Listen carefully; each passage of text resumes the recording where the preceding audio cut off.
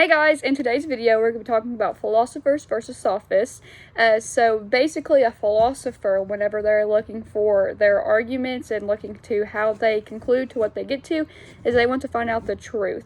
So in their experiments, I guess you would call them, they just want to know what actually happens. They don't want to find a point that would make it into their favor. They just want to know the whole truth, so that way there's no bias in it.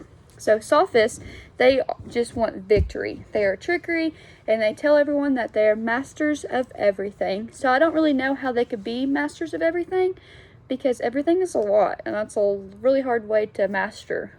But whatever I noticed from our article from Denton is that he said that they are providing a favored point. So if they're looking up something for their client, or just for something for their experiment, they're going to find something that is biased towards them, so that way their point is the right one. So what I have noticed is that sophists just make you believe that they know what they're talking about.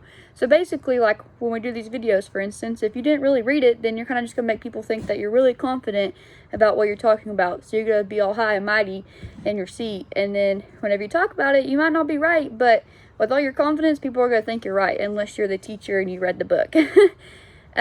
So now that we have that out of the way, we're going to be talking about the next thing, which is when we picked an argument. So for my argument, I'm a Tennessee Vols fan, so obviously everything with Pruitt and the coaches are really going a long way. So I found an article way back whenever the NCAA started their investigation. So in this article, Pruitt has not been fired yet. Just let me make that clear, he has not been fired yet. So in this argument, we are talking about why Tennessee could be having to pay Pruitt $12 million. The article is called Why Tennessee Could Be Going Down a Dangerous Road. This is provided by ATOZ Sports in Nashville.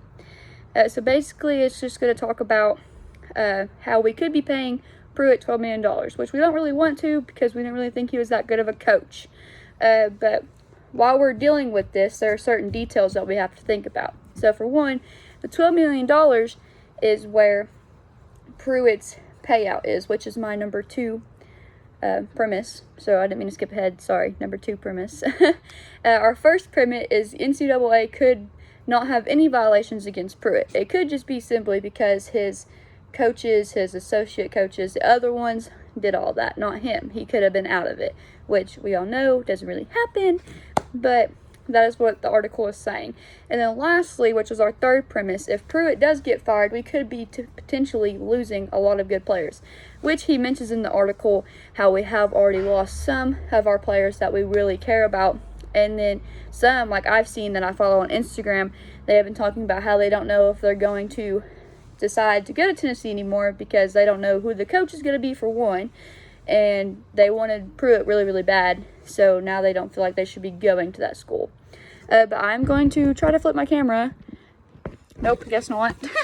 But here's my diagram. So up top we have the argument, and it's why Tennessee could be going down a dangerous road. And then we have my 3 premises as to the NCAA could have no violations. UT could be paying $12 million payout. And then 3, if Pruitt is fired, then we could potentially losing players. And then the conclusion is that's how we go down a dangerous road.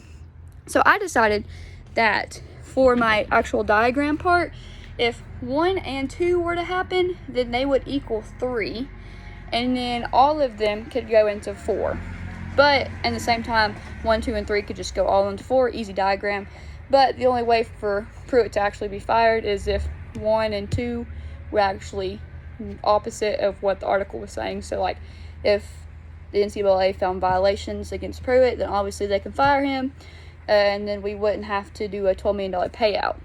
So basically that is all the article talks about. I feel like it was a really good argument, just so we can understand what was going on through the University of Tennessee's head as to why they were trying to figure out why to fire him, besides of just talking about his 16-19 season, which is not a really good season if you ask me, but who knows, I'm just a girl. But anyways, guys, thanks for listening.